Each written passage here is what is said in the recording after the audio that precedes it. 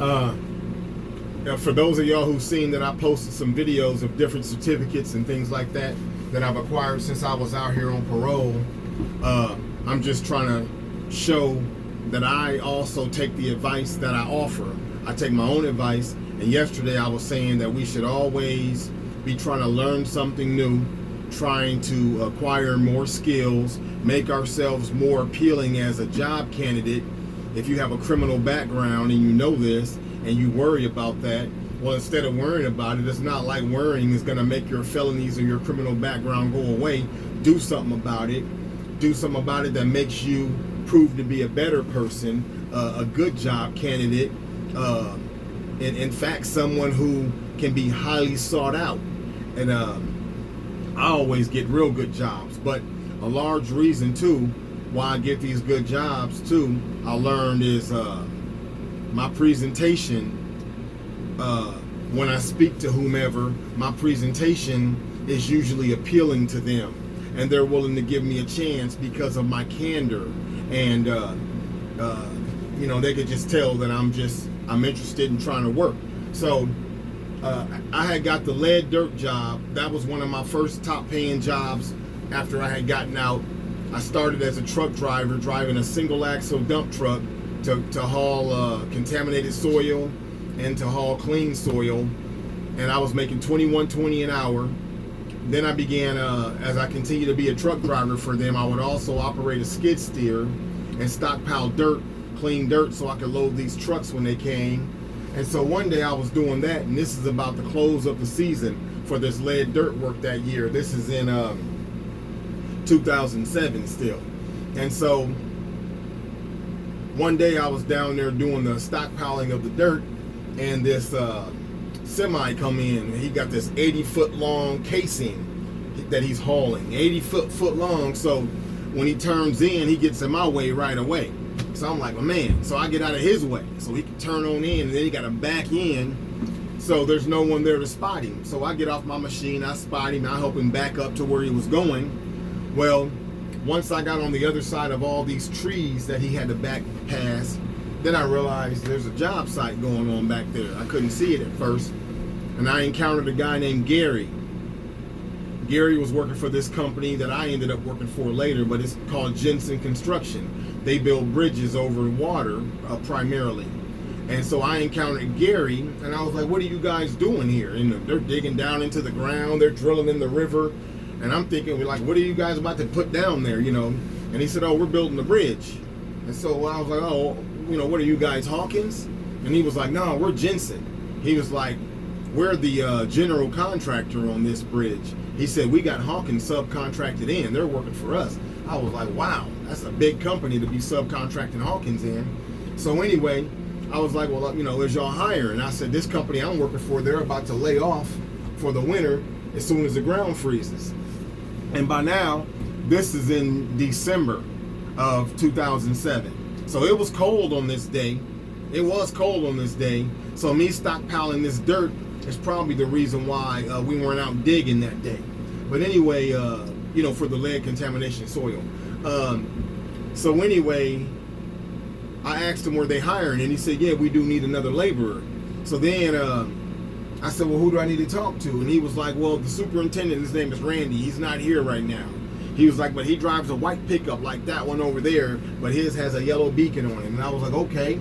He was like, when you see that truck here, he's here. And he was like, try to approach him, and you could tell him that I told you that, you know, we're hiring. I was like, all right. So after I got done with that conversation, I left, and I was about to go get back on that skid steer. And when I got out there, I realized there's two more of these trucks with 80-foot long casings being hauled. So I just was like, well, there's no way I'm going to be able to finish my job because they're sitting here. So anyway, I just became interested in getting this job, this bridge building job. So I go to my job and I clock out. I get off work. I can't do nothing down there. So this is right down where the Missouri River Treatment Plant is. When you drive over 13th and L, when you drive over the bridge going to Council Bluffs, that's the bridge I helped build. But before I helped build it, you know, obviously it wasn't there. But when you look up under that, the Missouri River, the Missouri River Water Treatment Plant, or whatever it's called, the water treatment plant's up under there. So that's where I went to go clock out, because that's where Pruden's office was at that time. So I clocked out, and then I drove right up to McDonald's over there, kind of, past the zoo. And while I was talking to Gary, I had counted how many employees I seen out there that day. Now, mind you, this discussion that I'm talking about is my presentation to try to get this bridge job. So anyway, I counted how many bodies I seen out there, including Gary. I seen 4. So Gary already told me Randy will be back, so that's 5. So I go over to McDonald's, and it's December 9th, if I remember right, 2007. Very, very cold that day. And I go over to McDonald's, and I buy 5 hot coffees, black coffees. And then I get a separate bag with creamer, sugar, and stirs in it. And I come back down there. And when I pull up, those trucks are gone. When I pull up in my pickup truck. I come onto the job site. I put on my hard hat. I got on my safety vest already. I got on safety, glasses. So I got on my, personal protective equipment so that I won't be disrespectful on this job site. So when I got to the truck that I'm supposed to be looking for to see Randy, as I'm approaching the truck, I can see a female in the passenger seat. No one's in the driver's seat. So I set the coffee down on the hood. I go over to the passenger side, and I begin talking to the female, and her name was Shelly. I find out that she's Randy's wife, and she's also his secretary or personal assistant on the job. So I asked for Randy, and she asked me, who am I and do I have an appointment? I said, I don't have an appointment. My name is Kaylin. I spoke to a guy named Gary. He told me that you guys are hiring. And I said, and he told me to come and talk to Randy. She said, well, he's down in the cofferdam. She said, I'll call him out, but he's going to be pissed. I said, all right. So she calls him out. I can hear him over the radio. And he comes on up the ladder. It's about a 30 or 40 foot ladder. He comes on out the hole, and he's looking mad. And he's spitting, he's chewing tobacco, and he comes over to me, and I can tell he don't want no company. He's not happy seeing me. So when he comes over to me, I apologize to him right away. I said, I know I'm on your job site, and I don't have an appointment. I said, I do want you to notice that I'm wearing all my proper PPE. I said, but for the inconvenience of taking your time, I said, when I came with these 5 hot coffees for you and your men. And I said, and this bag has cream and sugar in it. As soon as I said that, he said, I'll take mine now. He reached over to the little coffee holder, or the cup holder, and he took a coffee and started sipping it. So then I told him, Gary told me that you guys are hiring, looking for a laborer, and I'm interested in working. I'm working at this company over here right now. They're about to lay us off. I don't want to get laid off. I want to keep working. I'm hearing that you guys are building a bridge. I've never been a bridge builder before in my life, but I'm a fast learner. I'm a hard worker. If you tell me to do something, if you explain it to me, I'll explain it back to you how you just explained it to me. If I got it right, I can go do it. I said, so if you give me an opportunity, I won't be a displeasure. So he asked Shelly to give me an application. She said, well, I don't have one. They're over at the office, which is over in Council Bluffs, So I was like, oh, okay, whatever.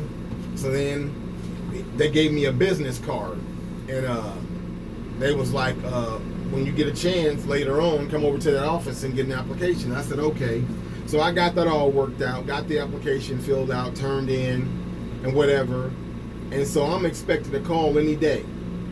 And days go by, weeks go by, a few months go by. Now it's late spring. Actually, yeah, it's late spring. It's about to be a summer coming up. It was like the beginning of May of 2008. And by now I'm working for Hawkins Construction. I'm driving a big dump truck for Hawkins Construction. So I get a phone call asking for me. Guy got a southern accent, white guy. And I was like, this is Kaylin.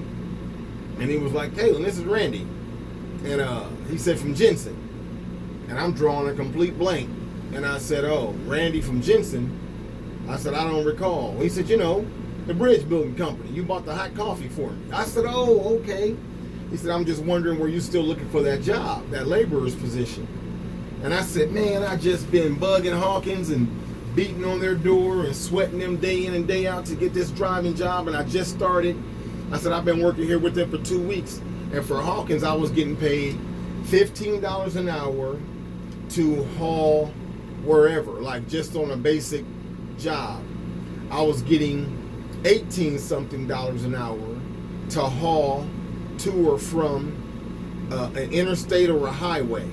And I was getting paid 21 or something dollars an hour, if I recall right, to haul to and from a bridge job. But primarily because of seniority and favorites and all that type of stuff that were already in place, primarily I was at the scale of $15 an hour. I may have gotten the 18 scale a couple times. Well, anyway,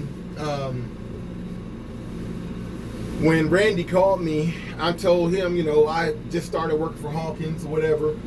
So then I asked him, I said, well, how much is your position paying?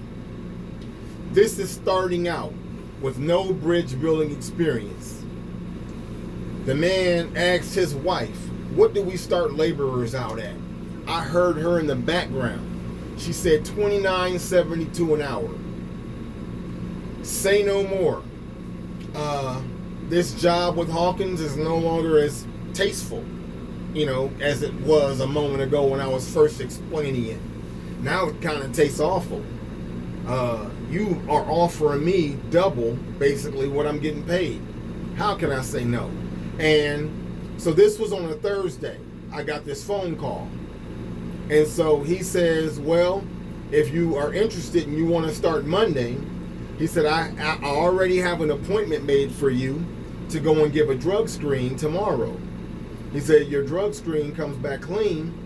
He said, you be here at the office Monday morning before 7. He said, if you're on time, you're late.